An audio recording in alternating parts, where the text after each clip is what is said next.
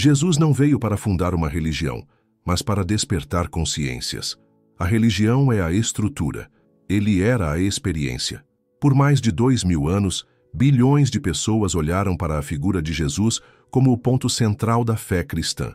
Suas palavras são citadas em templos ao redor do mundo. Seu nome está estampado em bandeiras, moedas e juramentos. Mas o que quase ninguém se pergunta é: Jesus realmente veio para iniciar uma religião chamada cristianismo? A resposta, por mais desconcertante que pareça, é não. Esse erro de interpretação, intencional ou não, foi um dos maiores acontecimentos históricos que moldaram a civilização ocidental e mudou o mundo para sempre. Para entender como esse equívoco aconteceu, é preciso voltar no tempo. Jesus de Nazaré nasceu e viveu como um judeu. Ele cresceu em uma cultura profundamente espiritual, marcada por tradições milenares, rituais e leis. Ele frequentava a sinagoga, lia a Torá, celebrava as festas judaicas. Era reconhecido como rabino por seus contemporâneos. Mas em nenhum momento dos evangelhos encontramos Jesus criando um novo sistema religioso, estabelecendo uma nova doutrina, ou mesmo pedindo para que seus seguidores formassem algo chamado cristianismo. Pelo contrário, suas palavras frequentemente apontavam para a quebra de estruturas rígidas e o retorno à essência espiritual da experiência humana. No entanto, após sua crucificação, algo começou a mudar. Seus seguidores começaram a se organizar e, com o tempo, passaram a formar comunidades com ritos próprios. Até aí, nada demais. Era natural que quisessem manter viva a memória e os ensinamentos de seu mestre. Mas, com o tempo, essas comunidades se afastaram do ensinamento vivo e foram se tornando instituições. O que começou como um caminho espiritual tornou-se uma religião institucionalizada. Jesus falava de algo radical. O reino de Deus não está em templos ou escrituras, está dentro de você. Essa é uma das declarações mais poderosas e frequentemente esquecidas de toda a Bíblia. Em Lucas 17:21, ele afirma: "O reino de Deus não vem com aparência exterior, nem dirão, ei-lo aqui, ou ei-lo ali, pois o reino de Deus está dentro de vós." Pense bem, o que essa frase realmente significa? Significa que o verdadeiro ensinamento de Jesus não era sobre dogmas, normas ou hierarquias, era sobre autoconhecimento, era sobre encontrar a centelha divina que habita em cada ser humano. Um chamado para nos libertarmos da ilusão e despertarmos para a verdade essencial. Somos um com Deus. Ele desafiava não apenas os poderes políticos de sua época, mas também os religiosos. Dizia que os fariseus eram como sepulcros caiados, bonitos por fora, mas podres por dentro. Dizia que a lei havia sido deturpada e, mais importante, ensinava por meio de parábolas, metáforas e experiências, e não por regras inflexíveis. Jesus não queria seguidores cegos, queria pessoas despertas. Mas aqui está o problema. A liberdade assusta. Quando alguém ensina que Deus está dentro de você, que você não precisa de intermediários, que pode acessar o divino diretamente, isso se torna uma ameaça ao sistema. Durante os primeiros séculos após a morte de Jesus, havia uma grande diversidade de interpretações sobre quem ele era e o que havia ensinado. Evangelhos gnósticos, como o de Tomé e o de Filipe, traziam um Jesus muito mais voltado ao misticismo e à iluminação interior do que aquele que conhecemos pelos evangelhos canônicos. Mas com o tempo, essas versões foram suprimidas, condenadas como heresia e banidas dos concílios oficiais. A mensagem foi sendo moldada, adaptada, editada. A figura de Jesus passou a ser usada como um símbolo de poder, unidade imperial e moralismo. E assim, o erro se consolidou. A ideia de que Jesus veio fundar o cristianismo. O cristianismo, como o conhecemos hoje, foi uma construção gradual feita por seus seguidores e, mais tarde, por imperadores. A palavra cristianismo sequer aparece na boca de Jesus. Ela surge depois de sua morte, e principalmente a partir das missões do apóstolo Paulo, que reinterpretou a figura de Jesus para o mundo greco-romano. Foi só no século IV, com o imperador Constantino, que o cristianismo foi oficialmente adotado como religião do Império Romano, e com o Concílio de Nicéia, em 325 d.C., Muitas doutrinas foram fixadas, textos foram escolhidos, outros ignorados ou destruídos. A diversidade foi sufocada. A espiritualidade virou doutrina oficial, ou seja, Jesus não fundou uma religião. O cristianismo foi fundado sobre ele. E talvez seja por isso que, ao longo dos séculos, tanta dor e guerra foram feitas em seu nome, porque a estrutura criada não estava mais alinhada com o espírito que ele carregava. Hoje, muitos estão redescobrindo essa verdade oculta. O Jesus histórico não veio para criar mais um sistema de crenças, mas para desconstruir os que já existiam. Ele era o renovador da mente, o despertador de almas, aquele que veio mostrar o caminho, não fundar uma igreja.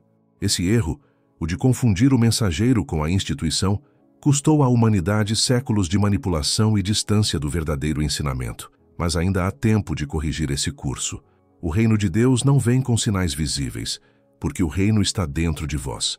Lucas 17, 20, 21. Essa é talvez uma das declarações mais impactantes e revolucionárias já pronunciadas por Jesus. Mas, estranhamente, também é uma das menos citadas nas igrejas e instituições religiosas que afirmam segui-lo. Por quê? Porque essa frase contém uma verdade poderosa, uma chave que desmonta o controle externo e acende a chama da liberdade espiritual interior. Vamos mergulhar no significado real dessa afirmação. Quando Jesus falava sobre o reino de Deus, seus ouvintes esperavam que ele estivesse se referindo a um novo reino político, uma libertação física do domínio romano, uma nova era messiânica, com templos restaurados e glória para Israel. Mas ao dizer que o reino está dentro de vós, Jesus virava todas as expectativas de cabeça para baixo. Ele não falava de um reino geográfico, nem de um futuro distante após a morte. Ele falava de um estado de consciência, uma realidade acessível aqui e agora, desde que o buscador se voltasse para dentro. Essa mensagem anulava qualquer necessidade de sacerdócio, templos, mediações religiosas. Ela dizia, em essência, você já é o templo, Deus já habita em você. Só precisa lembrar.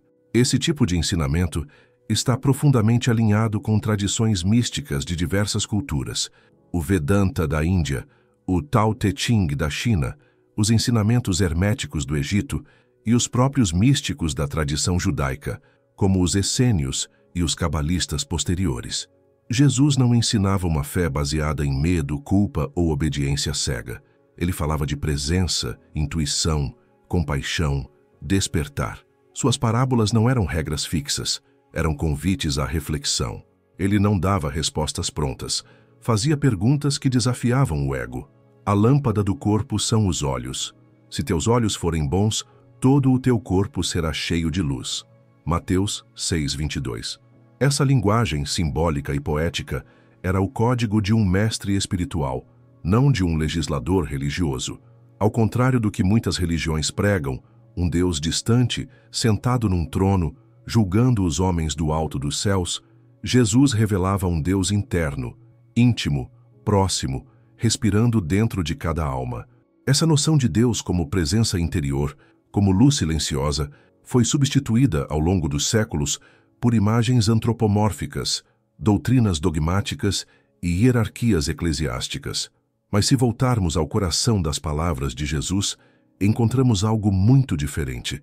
Deus como essência viva dentro de você. Essa ideia era tão poderosa e tão perigosa que foi gradualmente silenciada. Afinal, se cada pessoa carrega em si o reino de Deus, por que precisaria de uma instituição religiosa para alcançá-lo? O que Jesus ensinava era uma prática espiritual baseada na observação interna, na vigilância do pensamento, no silêncio do coração.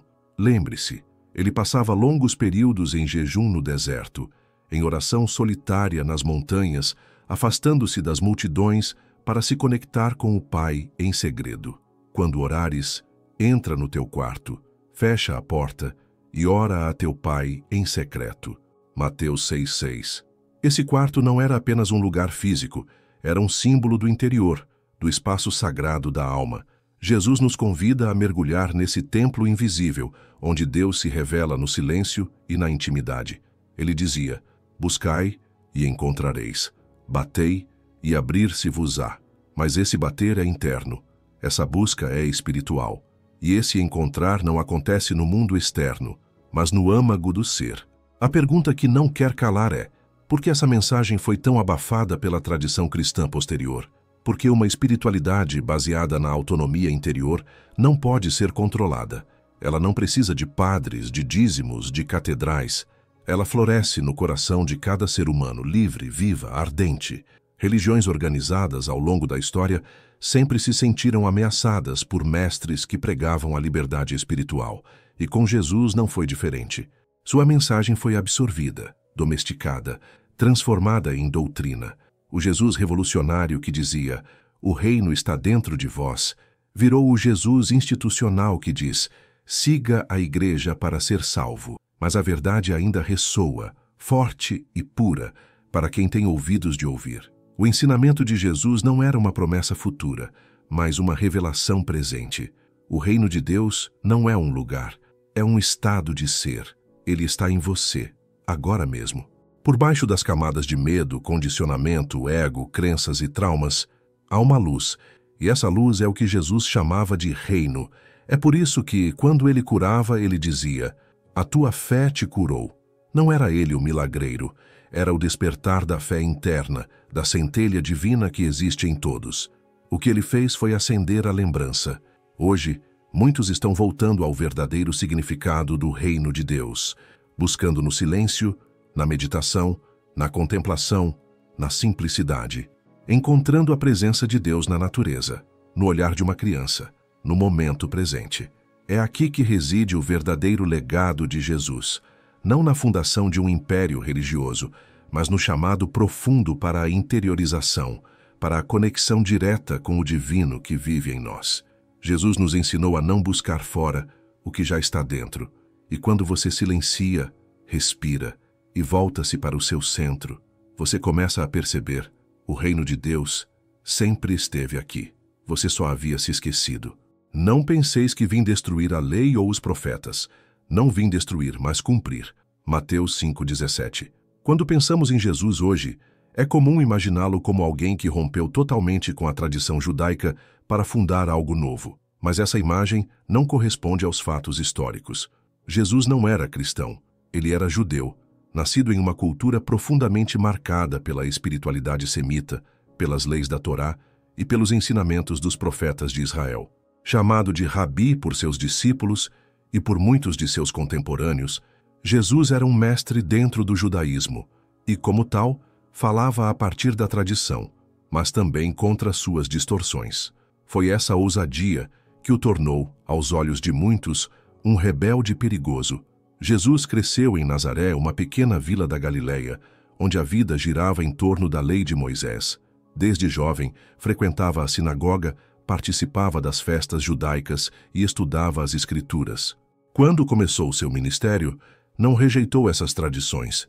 Ele as resgatou de suas corrupções. Em Mateus 5,17, ele deixa isso claro: "Não vim destruir a lei, mas cumpri-la".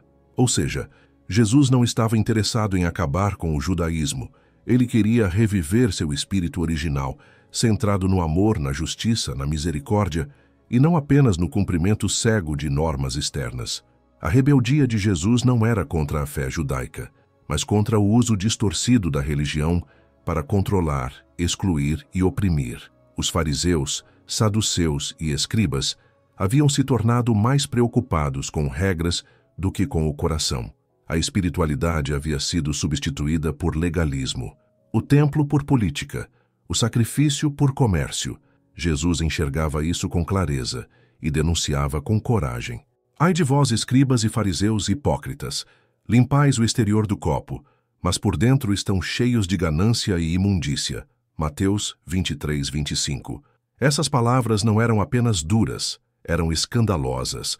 Estavam sendo ditas contra os líderes religiosos mais influentes da época, dentro de uma sociedade em que a religião era também o poder político.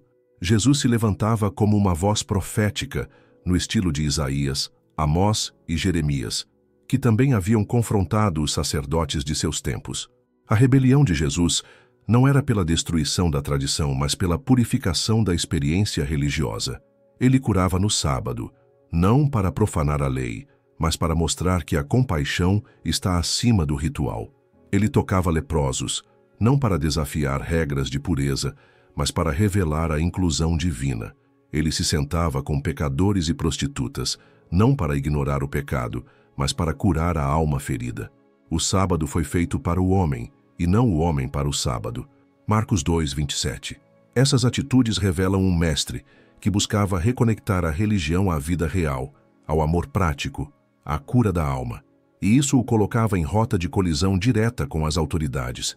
Mas Jesus não era apenas um problema para os líderes religiosos. Ele também se tornava incômodo para o Império Romano. Ele falava de um reino de Deus, e ainda que esse reino fosse interior e espiritual, os romanos, acostumados com rebeliões messiânicas, viam em Jesus uma ameaça potencial à ordem. Afinal, multidões o seguiam, chamavam-no de filho de Davi, pediam cura e libertação. Isso soava como agitação. Ele se recusava a responder às armadilhas das autoridades políticas. Quando perguntado se era lícito pagar impostos a César, ele responde com sabedoria desconcertante: Dai a César o que é de César, e a Deus o que é de Deus. Mateus 22:21. Com isso, ele afirmava: há um reino maior que o dos homens, e ele não pertence aos poderosos. Jesus era um homem livre, e isso era perigoso demais para ambos os sistemas, o templo e o trono. Ele não se dobrava às tradições quando estas feriam a compaixão. Não buscava agradar os homens. Não se submetia ao medo, nem à perseguição. Sua força vinha de outro lugar, da ligação direta com o Pai. Essa conexão era tão profunda que ele ousava chamar Deus de Abba, Pai querido. Uma intimidade jamais vista nos círculos religiosos da época. Seus gestos eram proféticos, simbólicos. Quando purifica o templo, expulsando os cambistas com um chicote de cordas, ele não estava apenas protestando contra o comércio, estava denunciando uma espiritualidade vendida, uma fé corrompida pelo lucro e pelo status. Minha casa será chamada casa de oração, mas vós a transformastes em covil de ladrões. Mateus 21:13. Jesus não ensinava nos palácios, nem buscava alianças com os ricos e poderosos. Ele se movia entre pescadores, viúvas, crianças, leprosos, endemoninhados, publicanos. E por isso, foi rejeitado pelos sábios e acolhido pelos humildes. Eu te louvo, ó Pai, porque ocultaste estas coisas dos sábios e entendidos e as revelaste aos pequeninos.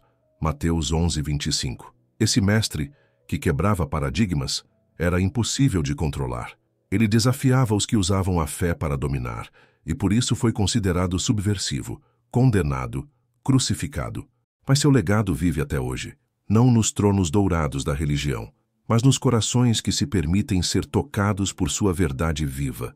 Ao compreendermos Jesus como um rabino rebelde, um místico dentro do judaísmo que ousou devolver a alma à religião, percebemos que o que ele veio oferecer não era uma nova igreja, mas um novo olhar.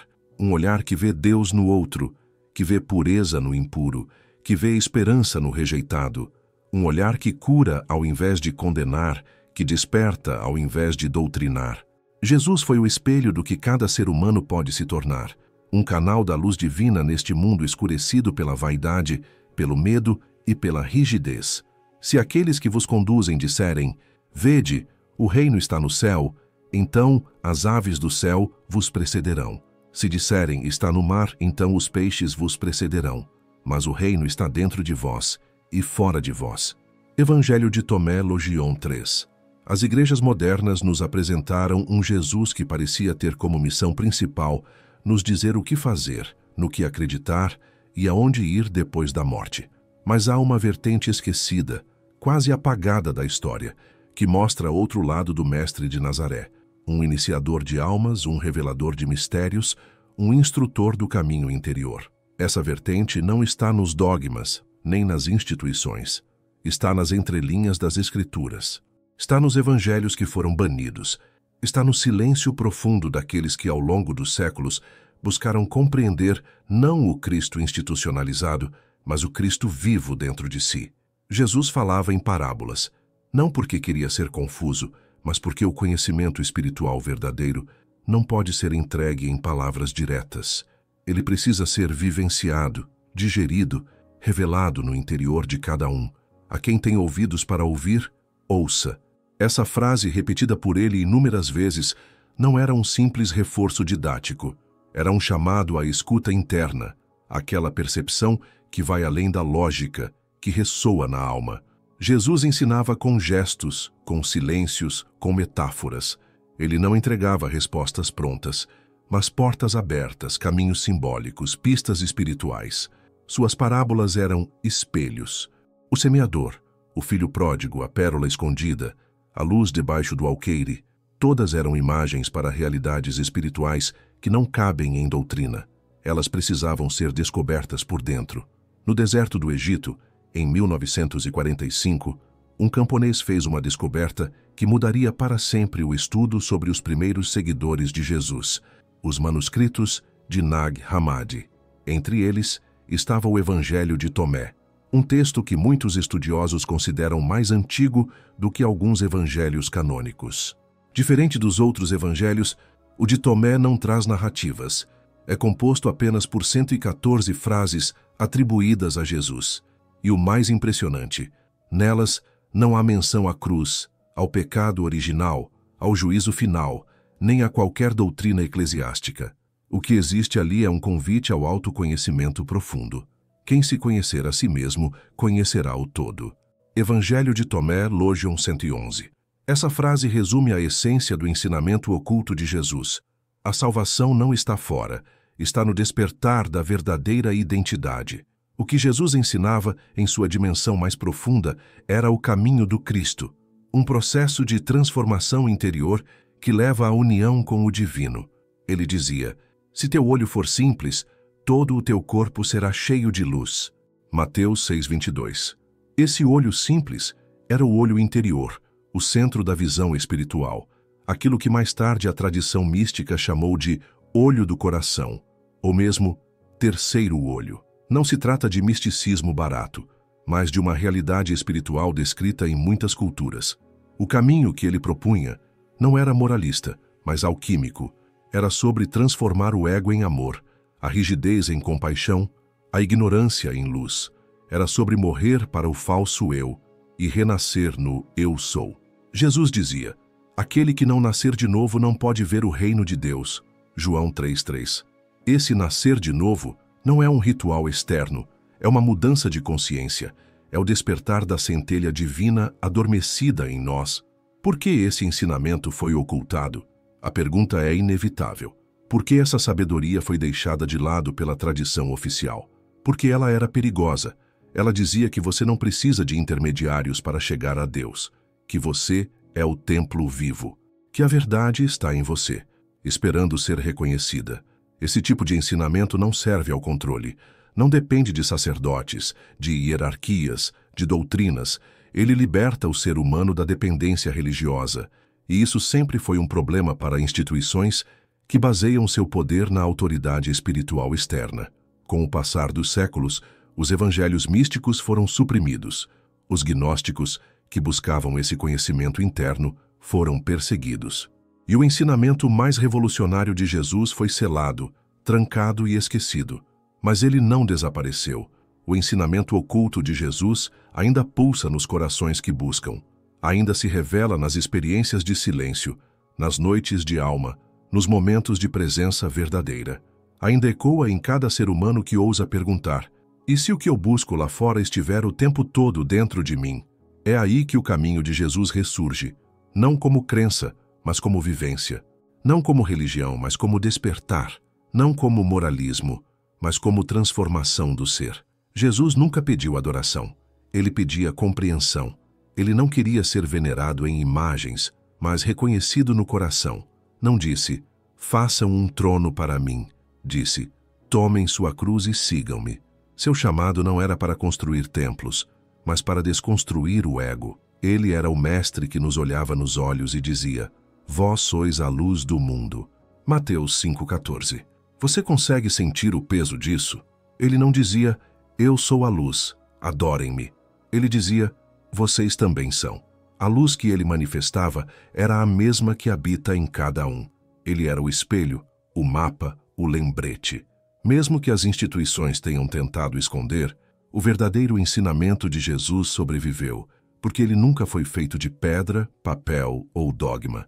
Ele é uma vibração, uma memória sagrada inscrita no espírito humano. E hoje, mais do que nunca, pessoas ao redor do mundo estão acordando para essa verdade.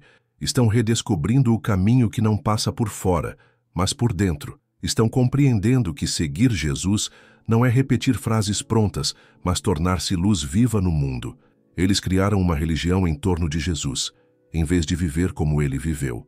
A história de Jesus começa como um chamado ao despertar, à liberdade espiritual e à experiência direta do divino. Mas o que aconteceu depois de sua morte? Como uma mensagem tão simples e poderosa, de amor, perdão e união com Deus interior, acabou transformada em uma das instituições mais poderosas, hierarquizadas e dogmáticas da história humana. A resposta está na lenta e muitas vezes dolorosa institucionalização do ensinamento.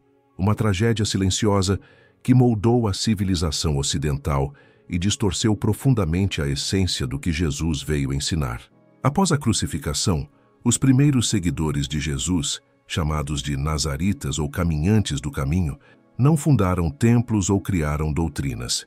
Reuniam-se em casas, partilhavam o pão, meditavam, oravam e ensinavam que o Cristo vivo podia ser encontrado dentro de cada pessoa. Mas à medida que a mensagem se espalhava, ela também começava a ser adaptada. O apóstolo Paulo, com sua visão de levar Jesus ao mundo gentil, não judeu, reinterpretou muitos dos ensinamentos para torná-los compreensíveis ao público greco-romano. Ele plantou as bases para uma nova leitura da figura de Jesus, já não como um mestre judeu, mas como o Salvador universal. Com o tempo, essas comunidades se estruturaram. Cartas viraram doutrinas, textos viraram dogmas, as tensões internas cresceram. E o que era para ser um caminho espiritual tornou-se uma religião institucional. No ano 313 d.C., o imperador romano Constantino legalizou o cristianismo com o Édito de Milão e, em 325, convocou o Concílio de Nicéia, o evento que definiu os pilares oficiais da nova fé imperial. Foi nesse momento que Jesus, o mestre espiritual, foi elevado à figura divina absoluta e qualquer interpretação alternativa de sua natureza ou ensinamento foi declarada heresia. Evangelhos considerados perigosos por não seguirem a nova linha foram proibidos. O evangelho de Tomé, de Maria Madalena, de Filipe, todos silenciados. As versões mais místicas e internas da mensagem foram sepultadas. A mensagem do reino dentro de nós foi trocada por autoridade da Igreja sobre nós. Assim nasceu o cristianismo como religião oficial do Império Romano. O que antes era uma prática de comunhão íntima com o divino se transformou numa estrutura burocrática e ritualizada. O coração foi substituído pelo dogma. A intuição foi substituída por catecismos. A experiência direta de Deus foi substituída por intermediação sacerdotal. Os primeiros cristãos não tinham templos. Hoje, igrejas se erguem como monumentos de poder. Jesus ensinava em montanhas e barcos. Hoje, catedrais de mármore exigem submissão a hierarquias rígidas. A religião se afastou do espírito e se aproximou do trono. A figura de Jesus passou a ser utilizada como símbolo de autoridade para justificar guerras, inquisidores, cruzadas e até o colonialismo. O nome de Jesus foi invocado para julgar, condenar, destruir. Mas o que Jesus dizia? Amai os vossos inimigos, fazei o bem aos que vos odeiam, orai pelos que vos perseguem. Mateus 5,44. A contradição gritava aos céus, mas os homens seguiram em frente, mais interessados no poder que podiam extrair da religião do que na luz que ela poderia oferecer. Outro efeito da institucionalização foi o apagamento do feminino sagrado, presente nos primeiros círculos cristãos. Figuras como Maria Madalena, que era tratada como uma discípula íntima nos textos gnósticos, foram transformadas em pecadoras arrependidas. Sua voz foi calada. A espiritualidade inclusiva e integrativa de Jesus foi substituída por um sistema patriarcal rígido. O místico deu lugar ao moralismo. O amor deu lugar ao julgamento. Esse processo arrancou do coração da tradição cristã o seu potencial mais elevado, a união do masculino e do feminino dentro da alma humana. Jesus dizia: "Meu reino não é deste mundo. João 18:36. Mas a igreja tentou transformar esse reino espiritual em um império terreno. E com isso criou-se um trono, uma hierarquia, um sistema de poder que contradizia o espírito do Mestre. A boa nova virou mandamento. A cruz virou símbolo de conquista. A salvação, que era uma jornada interior, virou uma moeda de troca teológica. Talvez o maior dano causado pela institucionalização foi a separação do indivíduo da própria experiência espiritual. Ao dizer que só se chega a Deus por meio da igreja, a instituição impediu milhões de pessoas de descobrirem que Deus já habita dentro de si, que não é necessário um templo para encontrar o reino, que não há intermediários entre o ser humano e o divino. Essa tragédia gerou séculos de culpa, medo, obediência cega e vazio existencial. Apesar de tudo, o ensinamento de Jesus nunca foi completamente apagado. Ele continuou sobrevivendo em místicos, em poetas, em heréticos, em buscadores solitários e sinceros. Continuou brilhando naqueles que ousaram sentir, mais do que repetir, viver, mais do que crer. Hoje, em meio à crise das instituições, muitos estão voltando os olhos para o coração da mensagem, descobrindo que seguir Jesus não é se afiliar a uma religião, mas viver em unidade com a centelha divina. Onde estiverem 2 ou 3 reunidos em meu nome, ali estarei. Não há templos, não há hierarquia, só há presença viva. Agora é hora de voltar à fonte original, esvaziar as imagens criadas ao longo dos séculos e perguntar com sinceridade, afinal, o que Jesus realmente ensinou. Esqueça por um momento tudo o que você ouviu nas igrejas. Esqueça o Jesus das pinturas renascentistas, dos sermões moralistas, das disputas teológicas. E escute as palavras dele com o coração limpo, porque o que ele ensinava não era religião, era transformação. 1. O reino está dentro de você. Este foi talvez o ensinamento mais radical e revolucionário de todos. O reino de Deus está dentro de vós. Lucas 17:21. Isso significa que a realidade divina não está em templos de pedra, nem em sacerdotes, nem em dogmas.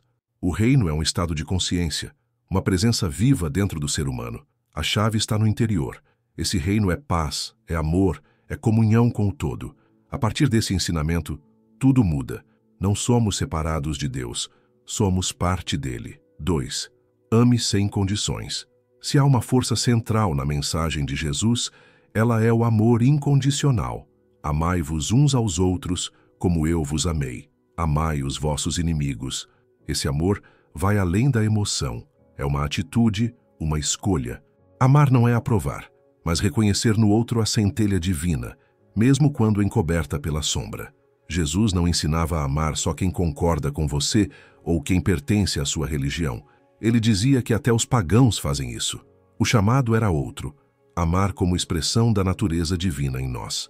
3. Viva no agora. Jesus não falava de um futuro ideal, nem da vida após a morte como foco principal. Ele chamava a atenção para o presente. Não vos inquieteis pelo dia de amanhã. Mateus 6:34. Ele falava de observar os lírios do campo, de confiar na providência do Pai. Ele nos convidava a estar conscientes, atentos, livres da ansiedade e do controle. Esse estado de presença é uma das marcas do despertar espiritual. O agora é onde Deus habita. 4. Busque a verdade dentro de si. Jesus era um mestre da consciência. Ele não ensinava dogmas, mas perguntava: quem dizem os homens que eu sou? E vós, quem dizeis que eu sou? Ele queria que cada um descobrisse por si mesmo. A fé verdadeira não é herdada, é despertada, e só se torna real quando brota de dentro. Quem tem ouvidos para ouvir, ouça. Essa era sua forma de dizer: a verdade não se impõe, se revela a quem busca com sinceridade. 5. O caminho da simplicidade. Jesus não vivia em palácios, não fundou instituições, não acumulou riquezas. Ele caminhava com os pés descalços, comia com os marginalizados, dormia sob as estrelas. Bem-aventurados os pobres de espírito, porque deles é o reino dos céus. Aqui, pobre de espírito não é falta de fé, mas ausência de orgulho. É simplicidade, humildade, entrega. Ele nos mostrava que a verdadeira grandeza está em viver com o coração leve, sem máscaras, sem ego. 6. Quebre as correntes do ego. Quando Jesus falava sobre negar a si mesmo, ele não falava em rejeitar a identidade humana, mas em desconstruir o ego, essa construção ilusória que nos afasta do divino. Quem quiser salvar a sua vida, perdê-la-á, mas quem perder a sua vida por minha causa, salvá-la-á. Marcos 8,35. Essa é a linguagem do misticismo, a morte do eu ilusório para o nascimento do eu verdadeiro. O Cristo em nós. 7. Seja luz no mundo, vós sois a luz do mundo. Mateus 5,14. Essa frase é uma das mais negligenciadas e mais poderosas de todo o Evangelho. Ele não disse, eu sou a luz, adorem-me. Ele disse, vocês também são. O que ele veio fazer foi despertar essa luz. Mostrar que cada ser humano, quando se reconecta com o divino, se torna um farol para outros. Sua mensagem era de empoderamento espiritual, não submissão religiosa. 8. Perdoe. Sempre o perdão, para Jesus, era libertação, não apenas do outro, mas de si mesmo. Carregar ódio é manter o coração preso. Ele dizia, perdoa, não 7 vezes, mas 70 vezes 7. Perdoar é soltar, é abandonar o passado e retornar ao presente. É um gesto de coragem espiritual. 9. Não julgue. Não julgueis para que não sejais julgados. O julgamento é um dos principais mecanismos do ego. Ao ensinar o não julgamento, Jesus nos convida a sair da mente reativa e entrar no coração compassivo. Ele via além das aparências. Tocava os leprosos, conversava com samaritanos, libertava adúlteras. Onde o mundo via culpa, ele via uma alma em busca de cura. 10. Torne-se uno com o Pai. No Evangelho de João, Jesus diz algo chocante. Eu e o Pai somos um. João 10:30. E mais à frente, ele revela que essa união não era só dele. Para que todos sejam um, assim como tu, Pai, estás em mim e eu em ti. João 17:21. Aqui está o ápice do ensinamento. A união mística com o divino. Jesus não queria criar adoradores, mas irmãos de jornada. Ele não veio ser o único Filho de Deus, mas mostrar que todos somos filhos da mesma luz. Então, o que ele realmente ensinou? Jesus ensinou o amor, a liberdade interior, o poder da consciência desperta. Ele não trouxe regras religiosas, mas chaves para a alma. Ele não instituiu uma religião. Ele revelou uma verdade universal que pode ser vivida em qualquer tempo, em qualquer cultura, por qualquer ser humano. E essa verdade é esta: Deus está em você. O reino está em você. A luz está em você. Você não precisa seguir um sistema. Você precisa lembrar quem você é. Ninguém tem maior amor do que este, de dar a vida pelos seus amigos. Jeremias 15:13. A imagem da crucificação de Jesus é sem dúvida a mais conhecida da história. Estátuas, cruzes, pinturas e sermões eternizam o momento da sua morte com aura de dor, sacrifício e culpa. Mas, e se esse evento tão carregado de sofrimento escondesse um segredo espiritual muito mais profundo? E se, além de uma execução cruel, a crucificação fosse uma iniciação, a passagem final de um mestre que vivia o que ensinava? E se, em vez de punição divina, estivéssemos diante de um rito de transcendência, um portal entre mundos, um ensinamento simbólico deixado em carne viva? Nesta jornada, vamos além da superfície histórica. Vamos olhar a crucificação com olhos de alma. Na tradição dos mistérios antigos, egípcios, órficos, pitagóricos, essênios, o verdadeiro mestre não apenas ensinava com palavras, mas vivia o processo de morte e renascimento como exemplo vivo. Jesus sabia o que viria. Ele não foi pego de surpresa. Ele avisou aos discípulos. Ele entrou em Jerusalém sabendo o que o esperava. Ele aceitou. Por quê? Porque a morte na cruz não era derrota, era transmutação. A cruz era o símbolo do Império Romano, um instrumento de tortura e dominação. Mas Jesus transformou esse símbolo de opressão em um altar de libertação. Ao subir na cruz, ele não estava apenas morrendo fisicamente. Estava entregando o ego, o corpo, o controle, a resistência. Estava nos mostrando o caminho da rendição total, o caminho da morte do eu ilusório para o nascimento do eu sou. Pai, em tuas mãos entrego o meu espírito. Essa entrega não era de desespero, mas de confiança absoluta. Ele não resistiu. Ele se rendeu. Essa é a lição mais difícil. A verdadeira liberdade vem quando deixamos morrer aquilo que pensamos ser. Logo após sua morte, os evangelhos dizem que o véu do templo, que separava o santo dos santos do resto das pessoas, se rasgou de cima a baixo. Isso não foi apenas um evento simbólico, foi uma revelação espiritual. O acesso ao divino foi liberado. Não há mais separação entre Deus e o ser humano. O sagrado deixou de estar restrito a um espaço exclusivo. O verdadeiro templo, agora, é interior. A crucificação abriu o portal, e o caminho agora está livre. Se olharmos para a cruz como símbolo arquetípico, ela representa a interseção entre o céu e a terra, o espírito e a matéria, o vertical e o horizontal, assim como o próprio ser humano. A parte vertical da cruz é o eixo da conexão com o alto, com o divino. A parte horizontal é a linha da vida na terra, a experiência humana, a travessia. E o ponto central, onde os dois se encontram, é o coração. Jesus foi crucificado nesse ponto. Não é apenas geografia, é mensagem codificada. A crucificação ensina que a iluminação só acontece quando permitimos que o eu superior e o eu inferior se encontrem no coração, e ali morram juntos para que uma nova vida possa nascer. Todo o processo da paixão de Cristo, traição, julgamento, escárnio, dor, abandono, morte, é um espelho do que o buscador da verdade precisa enfrentar dentro de si. Judas representa a traição interna, a parte de nós que troca a verdade por segurança. Pedro nega, como nós negamos nossa luz por medo do julgamento. A multidão que grita, crucifica-o, é o ego coletivo, que teme quem desperta. O sofrimento é o desmantelamento do ego. A morte é a última entrega. A cruz, nesse sentido, não é punição, é o espelho da alma que desperta. Entre a morte e a ressurreição, há o Sábado Santo, um momento misterioso. Nenhum milagre, nenhuma palavra, apenas silêncio. Esse momento representa o vazio entre o velho e o novo, o útero do renascimento. O tempo em que não sabemos o que está por vir, mas já não somos quem éramos. Todo o processo de transformação passa por esse momento de silêncio absoluto, de ausência, de espera, e é preciso confiar. Quando Jesus ressuscita, ele aparece de forma sutil, silenciosa. Às vezes nem é reconhecido de imediato. Ele já não é o mesmo. Ele transcendeu a forma. Essa ressurreição não é apenas literal, é simbólica. Jesus tornou-se o Cristo, tornou-se pura consciência. Ele vive agora no coração de quem desperta. A ressurreição é o nascimento do Cristo interior, e o túmulo vazio representa o abandono total do velho eu. Não há mais corpo, não há mais prisão, há apenas luz. Jesus não morreu para satisfazer a ira de um Deus vingativo, como o dogma posterior tentou ensinar. Ele não foi um sacrifício sangrento exigido por um céu sedento de justiça.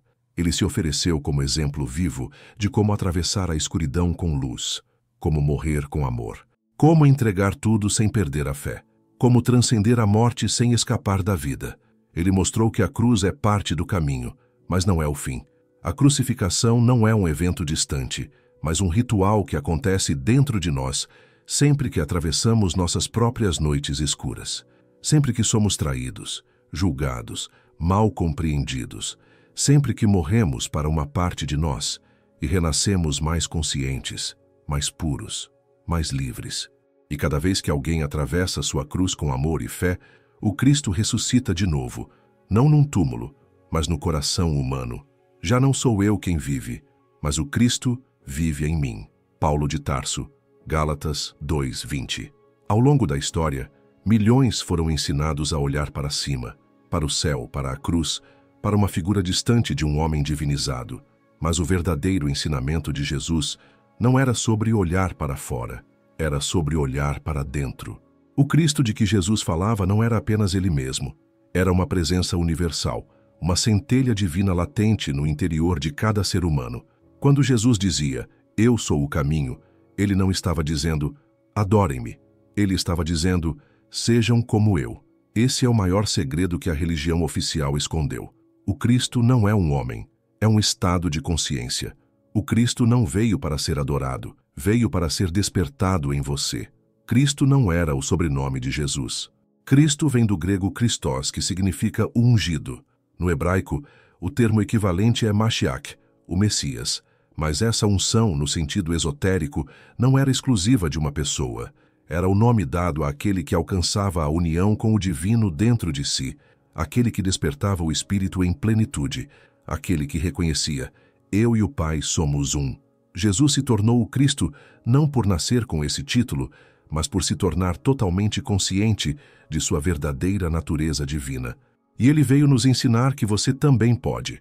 Em João 14:20, Jesus diz algo extraordinário. Naquele dia, compreendereis que eu estou em meu Pai, vós em mim, e eu em vós. Perceba a profundidade dessa frase. Não há separação. O Cristo que estava em Jesus também está em você. A única diferença está na consciência. O Cristo interior é a parte sua que nunca nasceu e nunca morrerá. É o eu eterno, a centelha do infinito que habita seu coração. Ele é amor puro, luz pura, sabedoria pura. E está adormecido, à espera de ser lembrado, ativado, vivido. Ao longo dos séculos, a Igreja construiu estruturas monumentais para trazer Deus até os homens. Mas o próprio Jesus disse: não sabeis vós que sois templo de Deus e que o Espírito de Deus habita em vós? 1 Coríntios 3:16. A religião te ensinou que você precisava de um sacerdote, de um pastor, de um ritual. Mas Jesus ensinou que o altar verdadeiro é o seu coração e que o único caminho é a consciência desperta. O despertar do Cristo interior acontece quando você se alinha com a verdade, com o amor, com a presença e começa a agir não pelo medo, mas pela compaixão. Jesus nunca quis criar adoradores. Ele queria criar despertos. Ele dizia: aquele que crê em mim fará também as obras que eu faço e as fará maiores do que estas. João 14:12. Isso significa que o Cristo não veio para ser exceção, mas exemplo. A sua jornada espiritual é sobre lembrar que você é mais do que corpo, mais do que mente, mais do que nome. Você é filho da luz, feito à imagem do Eterno. E quando você silencia o ego, se limpa por dentro, atravessa as sombras e se entrega, você reencontra aquilo que sempre esteve em você, o Cristo. Você já sentiu, em momentos de paz profunda ou dor extrema, uma presença silenciosa dentro de você? Algo que observa, que acolhe, que não julga, que não exige? Esse é o Cristo interior. Ele não grita, ele não disputa, ele apenas é. Puro amor, pura presença. Ele vive em você, mas só pode agir se você permitir. Eis que estou à porta e bato. Se alguém ouvir a minha voz e abrir a porta, entrarei. Apocalipse 3:20. Essa porta é o coração. O Cristo interior não desperta com fórmulas mágicas ou imposição externa. Ele desperta com silêncio interior, para ouvir a voz da alma, verdade, para reconhecer as máscaras do ego, entrega, para deixar morrer o falso eu, amor prático, para servir ao mundo com compaixão, consciência expandida, para ver além das aparências. Esse é o caminho que Jesus percorreu, e é o caminho que ele nos convida a trilhar, um processo de autoconhecimento, desapego e renascimento. Sempre que você perdoa, o Cristo vive em você. Sempre que você escolhe a paz, o Cristo respira em você. Sempre que você age com compaixão, o Cristo se move através de você. Sempre que você cala o ego e escuta o Espírito, o Cristo desperta. Jesus não queria apenas ser lembrado, ele queria ser vivido. E ele só é vivido quando você se torna uma expressão viva da luz que ele encarnou. Paulo, que tantas vezes foi mal compreendido, escreveu algo profundo em sua carta aos Colossenses. O mistério que esteve oculto durante séculos e gerações, mas que agora foi revelado. Cristo em vós, a esperança da glória. Colossenses 1:26-27. Esse é o mistério. Cristo em vós. Você não está separado de Deus. Você é parte dele. Você não está perdido. Você está adormecido. E o que Jesus veio fazer foi te despertar, não para segui-lo do lado de fora, mas para reconhecer o que sempre esteve dentro. Eis que vem com as nuvens, e todo olho o verá. Apocalipse 1:7. Por séculos, a humanidade foi ensinada a esperar o retorno de Jesus como um evento espetacular. Ele viria das nuvens em glória, para julgar vivos e mortos. Essa imagem moldou gerações inteiras com temor e esperança. Mas e se essa volta de Cristo não for literal, mas simbólica? E se a segunda vinda de Jesus não acontecer fora, mas dentro? E se o retorno do Cristo for, na verdade, o despertar da consciência crística no coração da humanidade? Prepare-se, porque talvez a profecia nunca foi sobre um homem voando no céu, mas sobre milhões despertando ao mesmo tempo para sua verdadeira natureza divina. A tradição religiosa nos ofereceu uma interpretação externa e literalista do retorno de Cristo, mas se olharmos com olhos espirituais, veremos que a linguagem de Jesus e dos evangelhos é profundamente simbólica. Nuvens, véus entre os mundos, estados sutis da consciência, julgamento, revelação da verdade interna, trovões e terremotos, abalos do ego, mudanças de era, cavaleiros, trombetas, selos, arquétipos da alma em transição. A revelação não é um filme de ação celestial, é um mapa místico do processo de despertar espiritual. A segunda vinda não é de um corpo, mas de uma frequência, uma vibração de luz, uma presença que se instala na Terra quando corações humanos se tornam portais vivos do Cristo. Você já parou para pensar nisso? Se o Cristo está dentro de nós, então ele nunca foi embora. O que partiu foi a nossa consciência disso. O que se perdeu foi a lembrança. A chamada segunda vinda é, na verdade, o retorno da lembrança espiritual. A hora em que o véu se rasga de novo, em que o Cristo deixa de ser uma estátua e volta a ser uma presença viva dentro do ser humano. Jesus nunca quis ser uma exceção. Ele foi um espelho do que todos podemos ser. Quando ele disse, voltarei, talvez estivesse dizendo, voltarei cada vez que um coração se abrir para a verdade. Se observarmos com atenção, veremos que algo extraordinário já está em curso. Milhões de pessoas ao redor do mundo estão saindo das religiões formais e buscando espiritualidade interior, explorando meditação, silêncio, perdão e cura emocional, despertando para a unidade entre todos os seres, questionando as ilusões do sistema, da política, da guerra, sentindo que há algo maior pulsando além da matéria. Isso não é coincidência. Isso é o retorno do Cristo, não em uma pessoa, mas em uma coletividade desperta. É o corpo crístico em formação. A rede viva de almas que acendem a chama da presença, da compaixão, da verdade interior. A pergunta feita nos púlpitos é: como será o dia em que veremos o Cristo voltar? A resposta está nos evangelhos apócrifos, especialmente no evangelho de Tomé. Quando fizerdes o interior como o exterior, e o exterior como o interior, então vereis o Filho do Homem. Logeion 22. Ou seja, veremos o Cristo quando deixarmos de viver na dualidade, quando unificarmos o que somos por dentro e por fora, quando o eu deixar de existir e o ser reinar, quando nossos olhos forem limpos o suficiente para ver o divino em tudo, até no outro. Religiões marcaram datas, profetas fizeram previsões, nenhuma se cumpriu. Por quê? Porque o retorno de Cristo não se dá no tempo cronológico. Ele acontece no tempo do Espírito, no momento exato em que você desperta. O reino não virá com sinais visíveis. O Cristo não virá com passaportes celestiais. Ele virá em silêncio, no instante em que a sua consciência se abre como uma flor. Bem-aventurados os puros de coração, porque verão a Deus. Mateus 5:8. O puro de coração vê Deus agora. Vê o Cristo hoje. Não espera trombetas nem anjos em cortejo. Vê no próximo, no sofrimento, no amor silencioso, na criança, na lágrima, no olhar. O retorno de Cristo é uma mudança de percepção, de um mundo de separação para um mundo de unidade, de medo para amor, de escuridão para presença, de espera para reconhecimento. Outra grande distorção, o juízo final. A cena de um tribunal cósmico onde almas são pesadas e condenadas. Mas o julgamento real é o momento em que a luz entra na consciência. Quando você vê, com clareza absoluta, todas as suas ações, escolhas, mentiras, verdades, medos e amores. É um espelho, e não um martelo. É um olhar divino que diz, agora que você vê, o que vai fazer com isso? Esse julgamento é feito pelo Cristo em você. E ele não julga com condenação, mas com compaixão que cura e liberta. A cada vez que você silencia o ego, o Cristo retorna. A cada vez que você age com amor, o Cristo retorna. A cada vez que você escolhe a verdade, mesmo com dor, o Cristo retorna. A cada vez que você desperta do sono espiritual, o Cristo vive em você. Não está longe de vós, está perto, mais perto do que sua respiração.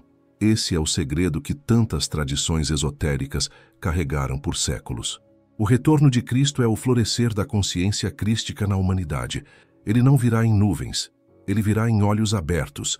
Se essa mensagem tocou seu coração, compartilhe este vídeo com alguém que também precisa despertar.